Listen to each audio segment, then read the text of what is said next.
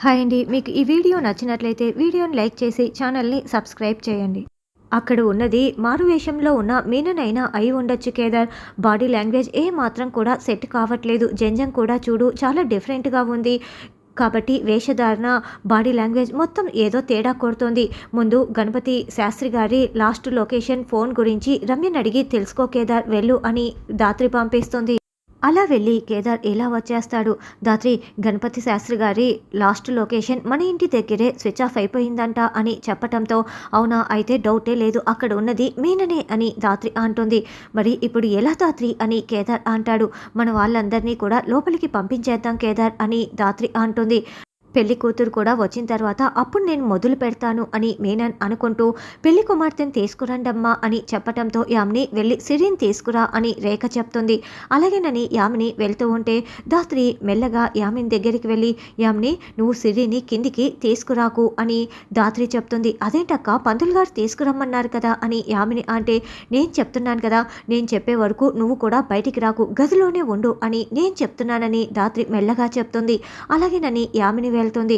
తర్వాత కేదార్ కౌశికి దగ్గరికి వచ్చి అక్క దాత్రికి ఏదో శారీ కనపడట్లేదంట, గదిలోకి వెళ్ళి కాస్త చూసి పెట్టక్క అని చెప్పడంతో అలాగేనని కౌశికి వెళ్తుంది. కౌశికి వెనకాలే సుధాకర్ వెళ్తాడు. కాచిబూచి సిరికి ఏదో పని ఉందంట, మీరు వెళ్ళి ఆ పనులు చూడండి అని వాళ్ళకి చెప్తాడు. ఆంటీ మీరంతా కూడా సిరికి ఏదో పని ఉందంట వెళ్ళి చూడండి అని రేఖ వాళ్ళకు కూడా చెప్పటంతో అలాగేనని రేఖ రాగిన వాళ్ళు కూడా వెళ్తూ ఉంటారు. సిరి పంతులు గారేమో నిన్ను తీసుకురమ్మంటే జగదాత్రి అక్కేమో నిన్ను అప్పుడే కిందికి తీసుకురావద్దని చెప్పింది, ఎందుకో నాకైతే అర్థం కాలేదు, నన్ను కూడా గదిలోనే ఉండమని చెప్పింది అని యామిని అనడంతో అంతకుముందు జగదాత్రి కేదార్ చెప్పిన మాటల్ని సిరి గుర్తు చేసుకుంటూ ఉంటుంది. చూడు ఈ పరిస్థితుల్లో మీనన్ ఎప్పుడైనా ఇక్కడికి వచ్చి అటాక్ చేయొచ్చు, అప్పుడు నిన్ను బయటికి రావద్దని ఎవరో ఒకరితో చెప్పి పంపిస్తాము, వాళ్ళతో సహా నువ్వు కూడా గదిలో ఉండు, కిటికీలు డోర్లు అన్నీ కూడా క్లోజ్ చేసుకో అని దాత్రి చెప్పి ఉంటుంది. సరేలే ఏదో పెళ్లి ముహూర్తానికి రమ్మని చెప్తారులే, అంతవరకు మనం గదిలోకి వెళ్దాం పదా అని సిరి యామ్ని ఇద్దరు గదిలోపలికి వెళ్తారు.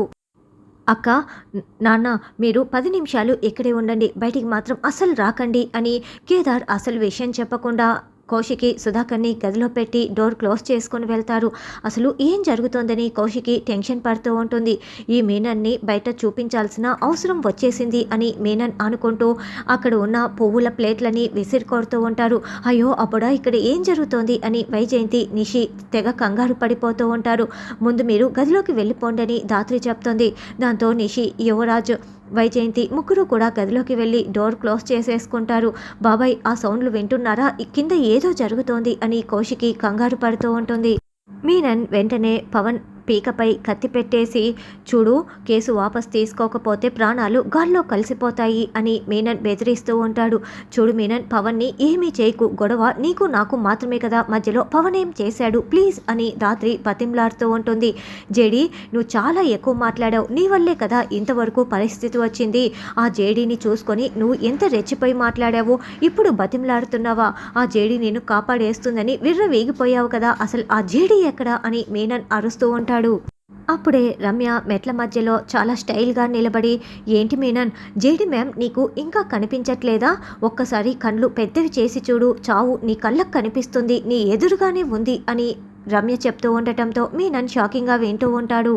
మీనన్ తలని పేల్చడానికి రెడీగా రెడ్ లైట్ని మీనన్ తలపై వేస్తూ ఉంటారు. నువ్వు ఒక్క సెకండ్లో పవన్ని వదలకపోతే నీ తల పుచ్చకాయలా పేలిపోతుంది అని రమ్య వార్నింగ్ ఇస్తుంది. అప్పుడే మీనన్ తన ముఖానికి ప్లేటుని అడ్డు పెట్టుకుంటారు. అప్పుడే ఆ బుల్లెట్ కాస్త మీనన్కి తగలకుండా ఆ ప్లేట్కి తగలడం, సరిగా అప్పుడే పవర్ పోవడం జరుగుతుంది. అదేంటి కరెంట్ ఎందుకు పోయింది అని గదుల్లో ఉన్న వాళ్ళందరూ చాలా టెన్షన్ పడిపోతూ ఉంటారు. ఇక్కడ దాత్రి కేదార్ ఫైట్ ఇరగదీసేస్తూ ఉంటారు. అప్పుడా చాలా భయమేస్తుంది అప్పుడా అని వైజయంతి టెన్షన్ పడుతూ ఉంటే ఏం కాదులే అమ్మా నేనున్నాను కదా అని యువరాజు ధైర్యం చెప్తూ ఉంటారు. గదుల్లో ఉన్న వాళ్ళందరూ కూడా ఒకరికి ఒకరు ధైర్యం చెప్పుకుంటూ ఉంటారు. ఇక్కడ దాత్రి కేదారే ఫైట్ చేస్తున్నారన్న విషయం మీనన్కి అస్సలు తెలియకుండా చీకట్లో మేనేజ్ చేస్తూ రౌడీలని దాత్రి కేదార్ కుమ్మేస్తూ ఉంటారు. మీనన్ ఏమో ఒక చోట కూర్చొని చుట్టూ చూసుకుంటూ ఉంటాడు. ఆ చీకట్లో ఏమీ కనపడక మీనన్ ఒకచోట కూర్చొని ఉంటే అప్పుడే దాత్రి కేదార్ వెనక వైపు నుంచి వచ్చి మీనన్ ముఖానికి ముసుగు కప్పేస్తాడు. ఇక కేదార్ ఒక 4 దెబ్బలు కూడా వేస్తారు. తర్వాత కళ్ళు తెరిచే లోపల మీనన్ రౌడీలు ఒక గదిలో ఉండి బందీలాగా ఉంటారు. రే ఏంట్రా మీరంతా ఇలా పడిపోయి ఉన్నారు, ఆ జేడీ మనల్ని ట్రాప్ చేసింది, ఇదిగో మనల్ని ఇక్కడ బంధించేసింది, మనం వెంటనే ఈ గదిలో నుంచి బయటపడిపోవాలి, ముందు బయటికి వెళ్లే మార్గం చూడండిరా అని అక్కడ గ్లాస్ డోర్లు ఉంటే వాటిని తెరవడానికి ప్రయత్నిస్తూ ఉంటారు. ఆ గ్లాస్ డోర్ని ఓపెన్ చేసి మీనన్ రౌడీలు అక్కడి నుంచి పారిపోతారు. తర్వాత రమ్య అందరూ గదుల్లోకి వెళ్ళి మీనన్ మనుషులు పారిపోయారు, మీరు ఇక బయటికి రావచ్చని అందరినీ బయటికి తీసుకువస్తుంది. కౌశికి సుధాకర్ దగ్గరికి కేదార్ రాగానే కేదార్ ఏమైందని కౌశికి అడుగుతూ ఉంటే అక్క ఏం కాలేదు, మీనన్ వాళ్ళు పారిపోయారు రా అక్క అని కేదార్ కౌశికి సుధాకర్ని హాల్లోకి తీసుకువస్తారు. ఇక అందరూ హాల్లోకి రాగానే బామ్మ అయ్యో ఒక్క కాసేపట్లో ఏంటి ఇంత అల్లకల్లోలం చేసి వెళ్ళారు అని బాధపడుతూ ఉంటుంది. అమ్మి ఈ పెళ్లి కొడుకు వాళ్ళు చాలా భయపడిపోయి ఉండారు, మనం ఇంకాస్త భయపెట్టామంటే ఈ పెళ్లి వద్దని వెళ్ళిపోతారు అని వైజయంతి అంటుంది. ఇదంతా నీ వల్లేనే, ఆ మీనన్ ప్రాణాలు తీసే మనిషి అని తెలిసి కూడా నువ్వు కేసు వాపస్ తీసుకోవటం లేదు, కాస్త ఉండి ఉంటే మేమందరం ప్రాణాలు పోగొట్టుకోవాల్సి వచ్చి ఉండేది అని నిషి అంటే అవును వీళ్ళమ్మేమో పరువు తీసింది, తను ప్రాణాలు పోగొట్టుకుంది, మనం ఇలా బాధపడుతున్నాం, ఇదేమో మన ప్రాణాలనే తీయాలని చూస్తోంది అని రాగిని అంటుంది. కేసు వాపస్ తీసుకొని ఉంటే ఇలా జరిగి ఉండేదే కాదు కదా అని కేసు వాపస్ తీసుకోమని వైజయంతి నిషి రాగిని అరుస్తూ ఉంటారు. ఏయ్ మీరు ఆపుతారా, జరిగిందేదో జరిగిపోయింది, ఇప్పుడు ఎవరికి ఏమీ కాలేదు కదా, ముందు పెళ్లి పనులు చూడండి అని బామ్మ అరవటంతో ఇక అందరూ వెళ్తూ ఉంటారు. అయితే పెళ్లి కొడుకు అమ్మ నాన్న మాత్రం ఆలోచనలో పడతారు. చూడమ్మి మనం మాట్లాడిన మాటలకి వాళ్ళకి భయం వచ్చి ఉంటుందా, ఈ పెళ్లిని ఆపేస్తారా అని వైజయంతి అంటే ఖచ్చితంగా ఆపేస్తారా అత్తయ్య, చూస్తూ ఉండండి, కాసేపట్లో వాళ్ళ నిర్ణయం చెప్తారు అని నిషి అంటుంది. పెళ్లి జరగటం కోసం అది ఖచ్చితంగా కేసు వాపస్ తీసుకుంటుంది అత్తయ్య అని నిషి అంటే అలా అయితే నా కూతురు జీవితం కూడా బాగుపడుతుంది అని వైజయంతి అంటుంది. అందరినీ గదుల్లోకి పంపించేసి మీరిద్దరూ ఇక్కడ ఏం చేస్తున్నారే, అసలు రౌడీలని ఎవరు కొట్టారు అని బామ్మ సుధాకర్ కౌశికి నిలదీస్తూ ఉంటారు. మీనన్ వస్తే అందరినీ గదుల్లోకి పంపించమని జేడీ చెప్పింది, మిమ్మల్ని అందరినీ గదుల్లోకి పంపించి మేము గదిలోకి వెళ్ళాము, ఈ లోపల జేడీ టీం వచ్చి వాళ్ళని కొట్టేసి పారిపోయేలా చేశారు అని కేదార్ చెప్తాడు. మీతో పాటే మేము బయటికి వచ్చాం అని దాత్రి కేదార్లు కవర్ చేసేసుకుంటారు.